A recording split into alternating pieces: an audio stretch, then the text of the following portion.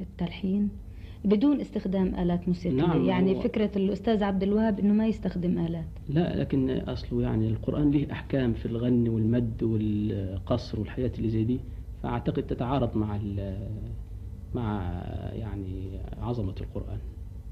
يعني نفس التجويد الموجود في القرآن أنا بتهيأ إنه يعني يكفي.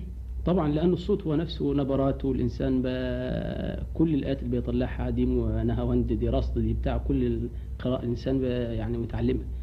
يعني بنقدر نقول إنه القرآن ملحن. ملحن طبيعي. يعني الفكرة مو جديدة. لا، هي فكرة الصوت، هو الصوت نفسه طبعا فيه النغمات. أيوه. طيب فضيلة الشيخ، أنت بتسمع أغاني؟ نعم، بسمع أغاني كثيرة جدا. مين بيعجبك من المطربين والمطربات؟ والله أنا أسمع كل صوت جميل، وطبعا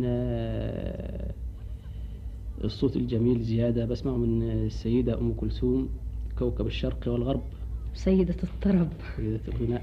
لأنه يمكن بتهيألي في بداية حياتك ما اتجهت رأسا للتلاوة. لا أبدا، ده أنا من مبدأ كنت يعني أمنيتي هي أن أكون قارئا، وكنت من الصغر وأنا أترنم في تلاوة القرآن.